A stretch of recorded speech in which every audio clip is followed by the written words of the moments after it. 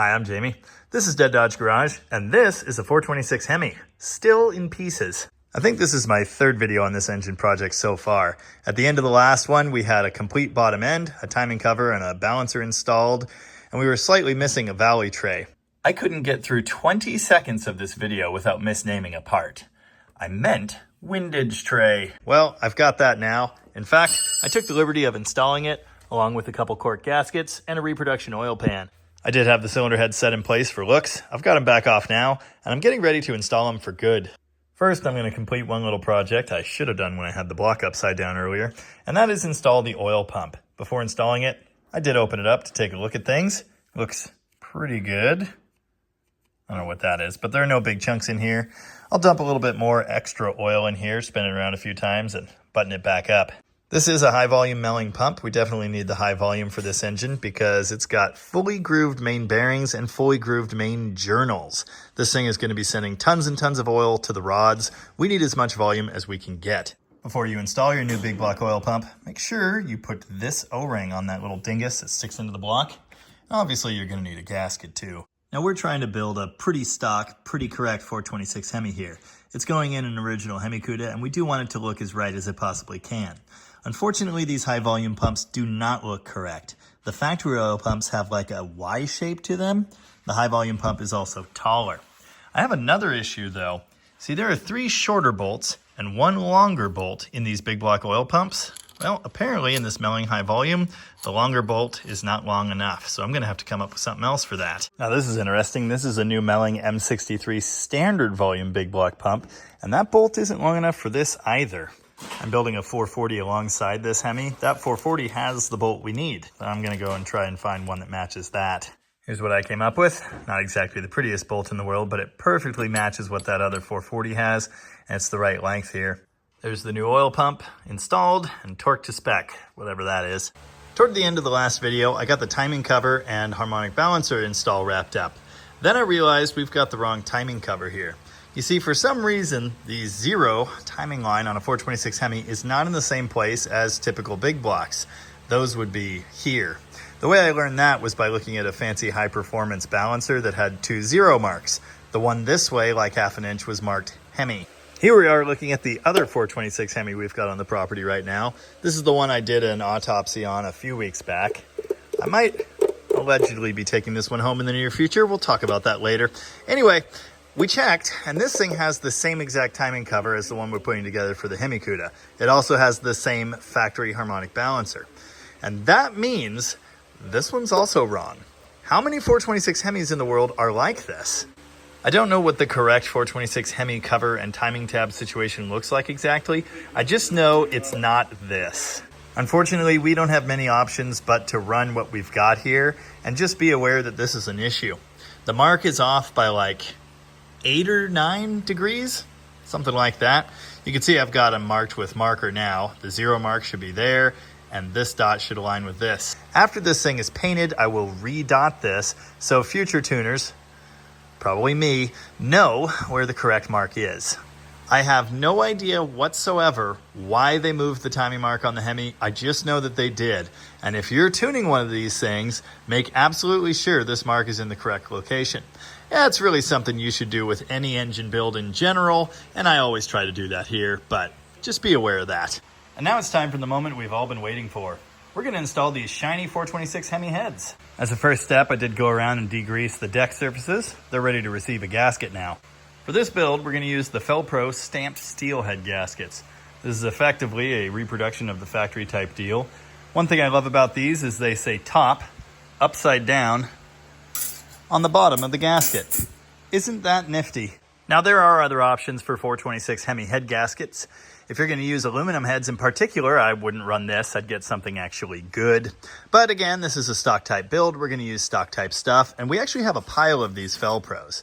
Notice some of them are bare looking silver, and many of them are gold. And I don't know why this is. The gold and silver gaskets we've got here have the same part number, 8088WS. This doesn't appear to be like a soft silicone-esque or Teflon-esque coating. They're just painted gold. Not sure what that's about. I could install them as they are, but I'm going to try and copper coat these. I just want to be absolutely sure we get a good seal here. Here's that copper coat, or copper spray gasket, as it says on this ancient Permatex can. Hopefully there's enough left in here to cover both of these head gaskets. They actually do recommend that you put some on the flanges as well. That would be the head surface and the deck surface. I'm not going to do that, but I will do both sides of the head gaskets. Yeah, that wasn't enough. I almost got one gasket coated. Almost. Nowadays, your standard cruising model head gasket looks like this. These are made by Felpro. This is a composite gasket, some kind of papery material sandwiched around a chunk of steel in the middle. These gaskets are coated from the factory. It's some kind of Teflon or something. I don't know how well you'll be able to see this, but if I scratch it in this area, you can see that coating coming off. For that reason, when you're installing this type of gasket, you don't want to apply any sealant or anything. You want to install it just as it comes. Obviously, you want to make sure your surfaces are nicely prepped like ours. No spray, no nothing. Put them in the way they come out of the package. But back in the bad old days, when these steel shim head gaskets were the norm, things were very different. Typically, you'll use copper coat for these. Old-timers do have various other ideas for them, though. I did read on one forum post where someone swears by high-tack. We have some of that in the house, but I'd much rather use the copper coat myself. Some guys use shellac, that Indian head aircraft sealant, whatever the heck it's called. The nasty brown tar barbecue sauce stuff. We did actually learn somewhat recently that Chrysler used that stuff on their steel shim gaskets from the factory. At least on some engines, like the 6-barrel 440 for example. They may have used it on the Hemi too, I don't know, but it's just not the way I want to go here. So Tom has gone to get copper coat. While he does that, I'm going to see if I can get some accessories put on this thing, and the first one I'm going to install is the fuel pump. This is the fuel pump that came off of it. It's factory type Carter. Note this thing does have replaceable diaphragms. These are the heavy-duty rebuildable high-performance factory pumps.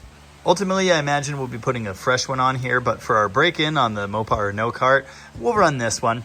Note it does have the factory fuel filter / vapor separator on it with a return line as well.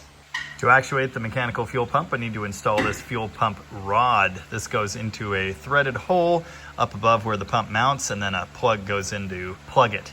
You always want to check these things for excessive wear. There's a bit of a wear pattern on one end of this one, but I think that's fine. It's not mushroomed out or totally ruined. That's a relatively common thing, although I can't say I've ever seen it here. Obviously, you want to get that nice and oily before it goes in. That actually reminds me of something. On the last video on this engine, I got a bunch of comments from people thinking I was assembling all of these components dry, like not pre-lubricating them. Seriously? I've been building engines for years. I've been building engines in YouTube videos for years. Yet somehow, a bunch of you people don't think I know about lubricating engine components when they go together.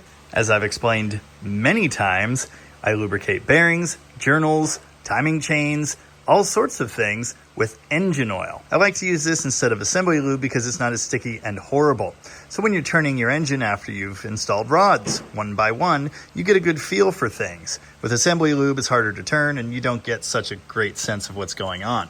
Before I ever run any of these engines, they get pre-lubricated with a drill and a priming tool and break-in oil, so there will be plenty of oil available everywhere there needs to be. Piston rings, skirts, bores, all coated with engine oil.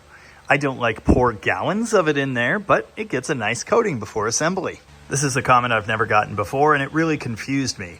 I'm going to go ahead and assume that it was down to the way I shot that particular video, and maybe the fact that, again, because it's engine oil, you couldn't necessarily see it on camera. Just take my word for it. Everything is lubricated. It's fine. The next thing I decided to install, engine mount brackets. This doesn't really need to happen yet, but I figure it's convenient now before the exhaust manifolds are in the way. Now, because we're breaking this thing in on our engine run stand, the Mopar or No Cart, which uses a late 60s, early 70s B-body K-frame, we're going to use a set of the Schumacher conversion mounts to mount our 426 Hemi on there. Here's a good tech tip for you. If you've installed your oil pump, this driver's side bracket cannot be installed. I had to loosen this thing again and drop it back down to make enough room for this bracket to pivot into position on the studs. And even that is kind of tricky. Getting the hardware in and out of factory Hemi engine mount brackets is really annoying. These are kind of better. The top nut here on the passenger side bracket is as dumb as a factory one. Look at this.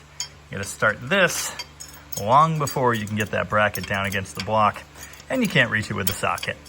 This was a great time to find out these two bottom studs were damaged during block transportation and handling. I did get this front one cleaned up with a file. The back one needs a little bit more attention. That's okay, we're currently missing one of these nuts, so I think we're going with 2 out of 3 ain't bad. I'm gonna dress this engine to run on our break-in stand. Later, a good few of these things will be changed and it will be put to stock and then painted like stock before being installed on our Hemi Cuda project. Getting ready to install the water pump housing here. As I've mentioned in the past, I don't like to coat absolutely everything in silicone. I do try to use it sparingly. I noticed there's some pretty excessive corrosion on this block around the water ports, and so I do think I'm gonna hit these with a light coating. I'll try to keep it minimal so hopefully it doesn't squish out in an obvious way, but obviously we don't want this leaking. Ah, Chrysler quality. The gaskets match the shape of the ports on the water pump housing. The tops have that squared off edge. The block does not, and that's primarily where you see that corrosion. That's the area where this is open to coolant and it's not sealed off or anything. The quality thing comes in where, with the bolts aligned, the gasket doesn't even align with the hole in the block. Water pump housing is on, but we've only got a few bolts that actually fit, and those I believe are aftermarket. We really do want to use factory hardware here, so now I'm gonna have to go digging for some of that to restore. This goes behind a heater nipple. We'll probably wait to put the nipple in until the restoration phase. So we'll probably put plugs in here, but we need enough bolts to hold this down and keep it sealed. Yay! They advertise this stuff as improving heat transfer. And that's great, but you know, the coolant's job is to transfer the heat. Sealing imperfections, that's what I'm worried about. Oh, I did read alignment issues with the oil drain back holes aren't all that uncommon, so I did check and they're centered perfectly in these gaskets. Despite Chrysler's brilliance in engineering, their machining was not exactly known to be accurate. Copper coated. We'll let these sit here and chooch for a minute, and then we can finally assemble this thing. Shiny head gaskets, more cleaning, careful cleaning, trying not to leave behind a bunch of fluff. I've been told coffee filters are really good for getting the fuzz and such off of surfaces like this. Haven't tried that yet. Install the head studs into the holes under the intake ports, and whatever you do, don't forget to do that. Drop the head on and then take it back off. Remember, any ARP studs just get installed hand tight. Do not torque these into your head or your block. 1 cylinder head. 2 cylinder heads. Remember, I did align these previously by looking up through the bores at the bottom of the heads with no pistons in the way. I numbered them, number 1 and 2. So this is our odd side head, this is our even side head. Also note, the intake fitment is terrible. We'll be dealing with that in a bit here. Hemis are so similar to BRB engines, and yet there's so much more to them. Take attaching the heads to the block, for example. First, you've got those studs I just showed you that go into the head and then install with them. We've got washers and nuts for those. We'll have to torque these upside down, which will be super fun. Then you've got your short bolts. Your short head bolts go in a row here. On a BRB, these are outside of the valve cover area and they're like this long, but on a Hemi, they're this long. Obviously, we do need to hit these with the ARP lube, and we need washers for them as well. Then you've got your final row of head bolts, the super long ones that go through the rocker stands. Lots to do. Still need to clean these. These are the short bolts with washers. Note the ARP lube, top and bottom of the washer, under the bolt head, and of course, on the threads. That's important. It's also important that you get these washers installed the correct direction. The little chamfer goes toward the head of the bolt. And that is because of the way the bolt is machined. Note the taper in there. Got all the short bolts in on one side. Now I'm working on the nuts here on the driver's side head. I don't know how on earth I'm going to torque these. All right, I got smarter and messier on the second set and kind of just assembly lined them here. I've got all the outside bolts and the nuts and washers done on this side now. Now I'm working on rockers. Now I seem to recall when I took this thing apart, I couldn't slide the rockers over to get all of the push rods out. And that's why I was planning to put the push rods in and then the rockers. But maybe I'm wrong. Maybe this is like the Poly where you can install all of the push rods and then adjust the rockers. We're gonna find out. I'm gonna start by installing our shiny new lifters. Where'd you come from? These are our Johnson high lifts. These are something like 10 years old. They've been in a box the whole time. They're the special angle for the 446 barrel and the 426 Hemi. Just because they're new in the box doesn't mean they're clean, so I'm washing them now. I'm gonna hit the sides with engine oil and the faces with our assembly lube. Yeah, that mess ought to do it. I swear to you, this part is coated in engine oil. And there you can kind of tell. Couple important notes on Hemi rockers while I'm thinking about it. The smart thing to do when you're assembling an engine would be to break these all down, clean every single piece, the tubes, the arms, everything inside and out, look everything over carefully, and then reassemble them. But I'm not going to do that. You see, this engine wasn't blown up or anything, it just had a couple minor issues. It was very clean inside. I know they're not full of horrible metal debris. I gave them a quick spray off to remove any big chunks, but in general, they look very good. So I'm just hitting them with some fresh oil and putting them on there. Because these things are intact, I should be able to just throw them on the engine and bolt them down. However, there are locating pins in every one of these 5 rocker stands. And the thing is, there's some variance between every cylinder head. These are not the same cylinder heads we started out with. These are the original rockers. I labeled them left and right, and I was planning to put them back where they were. In that case, we probably would have been just fine. But in this case, I am going to loosen every one of these hold-down bolts and just make sure everything sits down nicely before the head bolts get torqued. With those hold-downs loose, the stands do move back and forth. You don't need to take the bolts out. You just need them backed off like that. If you don't do that and you have binding on those locating pins, you're probably going to crack stuff. Time to test fit some push rods. We are reusing the ones that came out. Again, nothing wrong with these.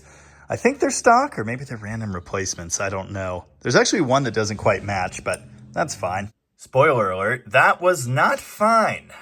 We'll get there in a bit. Because Hemi, we've got short intake push rods and long exhaust push rods. They have to reach farther across the head to get to these rockers. This exhaust one, see, it's off lift. It's all the way down on the base circle. So this one, we can slide over the push rod in place and then snug the adjuster down. No problem. This intake, however, is on lift. So you can see the lifter is up a little bit. I could not slide this over it. Now, because this particular engine has hydraulic lifters and they haven't been pumped up yet, I can collapse the pistons a little bit to slide it in place. So I think I'm just going to do that for this engine. If they were pumped up, or if they were solids, this wouldn't work. You can turn the engine until each one is on the base circle, and then you can install the push rod. I don't really want to turn the engine any more times than I need to, because every rotation, it's going to be sweeping our assembly lube off of the lobes of the cam and the faces of the lifters. So I always try to limit that. You do have to turn it over a couple times to adjust the valves and to pre-lube the engine. You got to get that oil up to the top end. And it's go home time. Day 20 million on our 426 Hemi build, and this is all we've got. This is some pretty serious progress, though. I'm excited. Sometime soon, this will be a whole engine. And sometime soon after that, we're going to hear it run. Oh, hey, while I'm thinking about it, you may be wondering why we're using ARP head bolts and studs on a stock engine, as I keep referring to it. Well, that is because this thing had funky aftermarket bolts in it that we didn't like the look of, and the ARPs are just about the only option that's available anymore. Thankfully, they're hidden under the valve covers, and no one will ever know they're there. Well, except everyone that watches this video. It's like a week later, and I'm dropping in the driver's side lifters. Look at that nice fitment. I think this is common knowledge at this point, but you do always want to make sure your lifters fit smoothly like that. With a nice coating of oil, they should just drop right in with zero resistance. Working on getting the driver's side rocker arms on now, and then we'll get to more push rod stuff. Recall, I said it was pretty important to loosen these bolts so you can get the stands aligned correctly with their locating pins. Well, I haven't done that yet on this side, yet these dropped right in place. Did I get lucky? No. For some reason, these stands are moving around despite the fact that these bolts are tight. How worried should I be about that?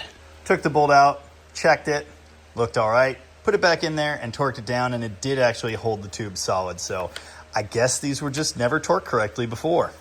And I'm not surprised to learn that or anything. I shouldn't have to say this, but maybe I do, I don't know. Make sure you get some oil or other lubrication on your valve tips here before your rockers go on. And obviously, a healthy coating of oil in here is a great idea as well. And while we're here, we're going to make sure all of these move nicely, which they do.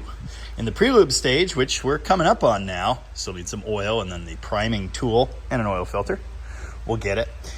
We will be getting plenty of oil up to these rockers, so it should be fine. But still, we're going to do it by hand and just make sure we've been there. It's good practice. I was recently accused in a comment on one of my build videos of being a complete talentless hack, idiot, moron engine builder because I don't chase out every single bolt hole in every single block.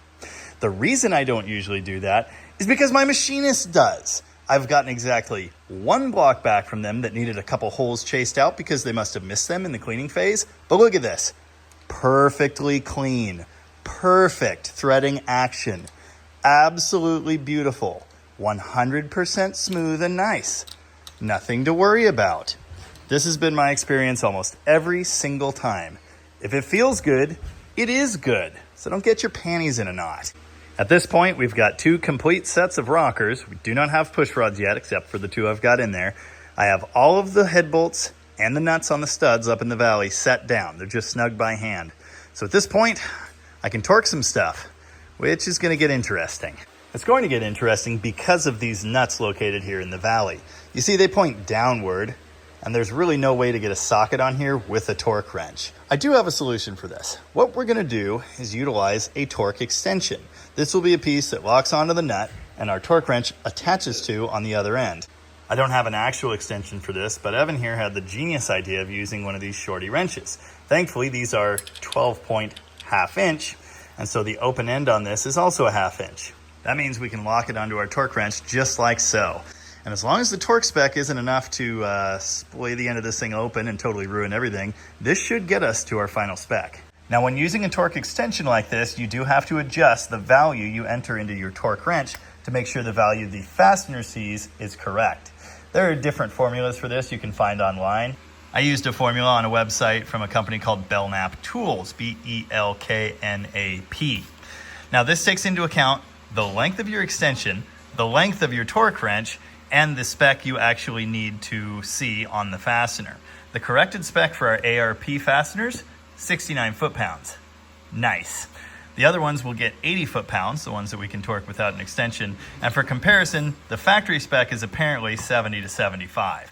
Now, head fasteners should be torqued down in a particular order, with the idea being laying the gasket down flat and evenly from side to side, or from center out more specifically.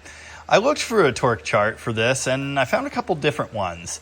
The main one I saw a couple times is essentially center out, and you do include these studs in that. They don't get torqued afterward or anything. They get torqued in sequence with the rest of these. I did see one that said you torque the center fasteners and then you torque one entire side and then the other, but I don't really like that. So I'm going to go here, here, here, here, and here. Basically just like I do a big block, and I think that'll be just fine. The important thing here is we're not starting on one end and going that way. We're starting at the middle and trying to ensure that that is set down correctly. From there, it's probably not quite as important. Remember also, all of these need to be torqued in 3 stages. The 3 stages on the ARP sheet are 25, 50, and then the final 80. This thing doesn't go down to 25. I think it starts at 50 is the first mark number. Anyway, so I'm just kind of winging it on that first one. Please don't break my face. Yep, maybe. Almost. Click. Driver's side head is fully torqued, but there was a casualty. Turns out this is not rated for 69 foot-pounds. Nice. Fixed it in the vise. I'll try to be a little more careful the second time. Weird problems require weird solutions. Heads torqued. And it only took all day. It's a little while later, and I've got all of the intake push rods laid in now. Also, the one exhaust one over here. We'll get to the rest of those in a minute. Now, most of these are off of lift or almost off lift, in the case of number 6 here, at TDC. So it's no problem at all to take these adjusters fully slack and slide the push rods in place under the rockers. However, the ones on lift are kind of a different story.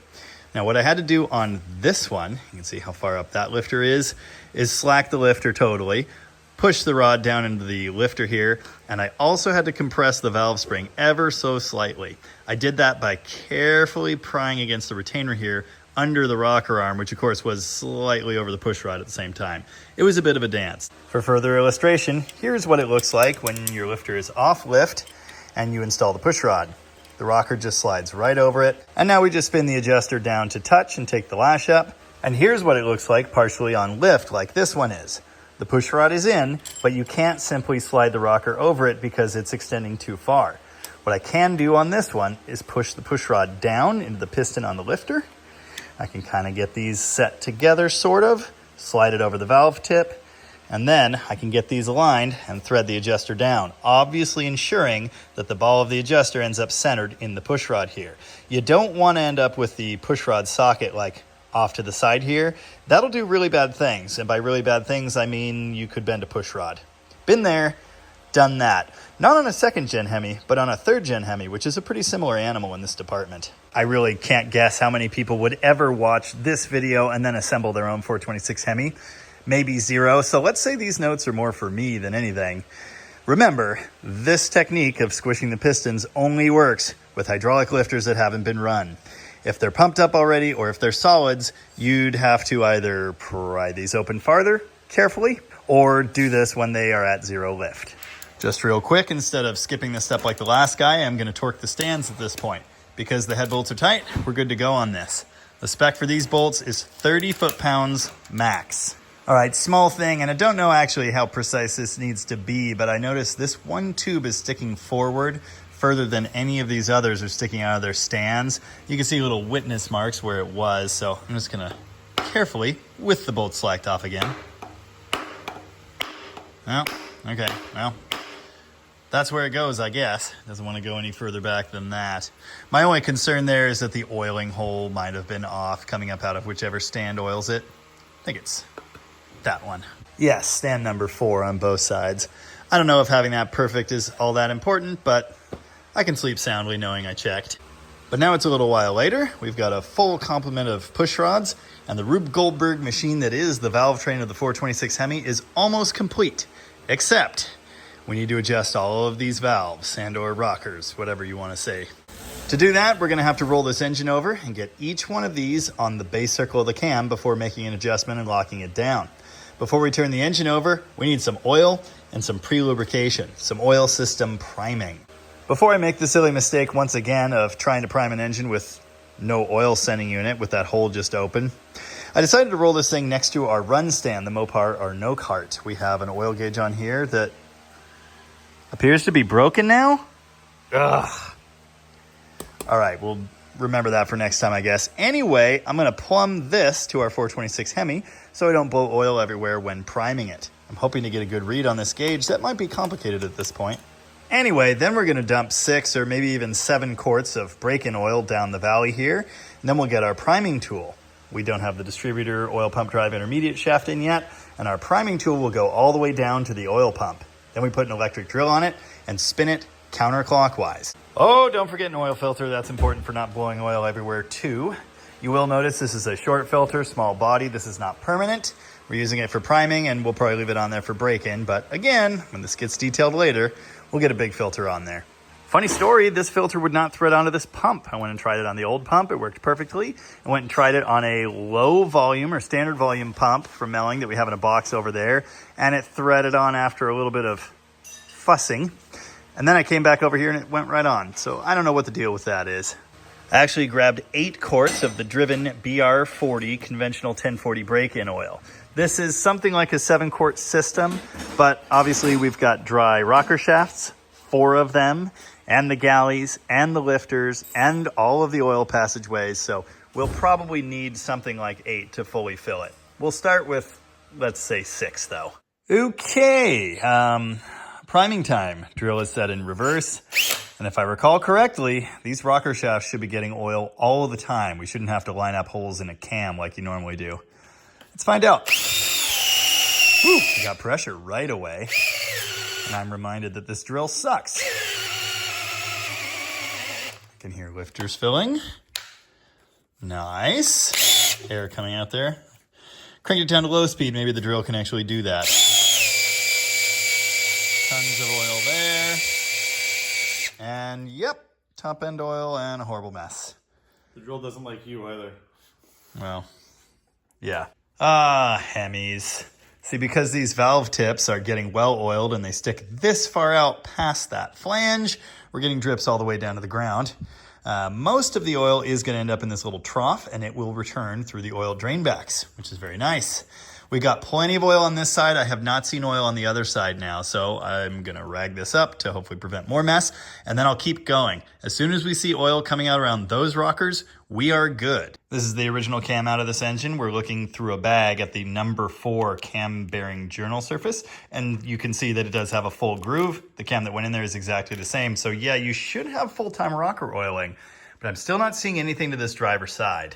I pulled one of the shaft hold down bolts off of that number 4 stand on this driver's side, and we do have some oil in here. When I pulse the drill, I can see it flow in here, but for some reason it hasn't yet managed to fill these shafts. So I guess I'll just keep trying, and if it doesn't work, we have a problem. Okay, my blue towel has actually kind of made this worse. Maybe this will do something, or it'll make a horrible mess even more. Oh, should have plugged the spark plug holes. Here's another special Hemi thing. Because the plugs are here, with the tubes out, oil can just go right in there. This is what happens every single time you remove your spark plugs, actually, and the tubes come that little bit loose. This is why they make those little surround cup thingies. This being a stock engine, we're not using those, but it sure would have been nice to have them right now for this. I'm gonna have to vacuum that out. That's a lot of oil. I suppose I will try to rotate the engine just to be sure. Maybe lining the hole up will get us more flow.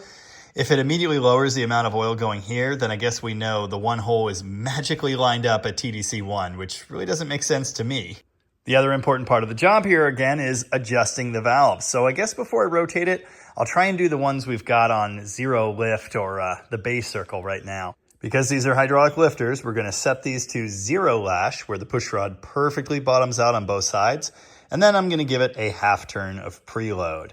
I don't actually know if that's the factory spec, but that's a pretty typical setting. Lots of high-performance Chevrolets will have a half turn of preload. This could be more. Burying these pushrods into the lifters isn't a huge issue, at least until you're above 6,000 RPM. I don't really expect this engine to go there, but yeah, we're going to go with a half turn. Doing some reading. Obviously, I don't have a factory manual in front of me, but I did want to do some research and see what other builders are doing. Apparently, 1.5 turns of preload was the factory spec. In this thread I found on dodgecharger.com, various people suggest 3/4 of a turn or 1 turn. There's also some discussion of pushrod length issue, which we'll get to in a minute. Essentially, you want to have a thread showing at the ball end of the adjuster. One commenter in here says something that I agree with, which is 1.5 turns is too much and you can float the valves at high RPM, so I'm not going there. I'm probably going to stick with a half turn here. I might consider bumping it up to 3/4 of a turn, but there's really no need to do that. The point of preloading these lifters is to prevent noise, and at a half turn, we should be good. All of these with the little blue marks are set, torqued down, and paint dotted, so I know they're done. With the ones I can do on the passenger side finished, I came over here to the driver's side. The first one I noticed that's definitely on the base circle is the exhaust lifter for number 7 here, so I decided to do that one first. Well, that one I had set pretty close to what the other ones looked like, and it was actually way too tight already. So I backed it off and backed it off and backed it off. Look where it is now. This is actually already partially preloaded. It's buried slightly down into that lifter, and we're this close to the rocker arm with this many threads showing. Now, if you notice where I've got most of these set, even if they're not done, they're roughly in the same kind of place. You can see, I'd say 2 to 3 threads sticking above the jam nut there. That one's got 3 to 4 perhaps. Now this is not going to be precise. They're not going to be exactly the same. There is a reason you want the ability to adjust here. Your valve heights could be a little bit different. The finish machining on the rocker could be a little bit different. Pushrod could be a little bit different. Base circle could be a little bit different. This is another case of stacking tolerances, and this is why we need the adjustable rocker arms. They don't need to be all exactly the same. They won't be all exactly the same. But this is kind of a problem, and it reminds me of Mark's 318, on which I had a very similar issue. The push rods that I had for that application were too long. With the hydraulic lifter, I can set this to where it works, but then the piston in that lifter is buried, and that lifter will have the tendency to pump up at higher RPM, higher oil pressure situations, and we could be hanging that exhaust valve open. We certainly don't want that. But why is this one adjuster so far off? Why do I only have that problem here so far? Well, this engine had one mismatched exhaust pushrod. Guess where it ended up? Right there. We have one more complete set of 426 Hemi pushrods, and I kind of need them. But if this solves our problem on the Hemi Cuda motor, well, we're going to go ahead and do that. It doesn't look like much of a length difference to me. It's I don't know, you can't even see that. 32nd? Not much, but the cup looks deeper too, so I'm hoping that fixes this.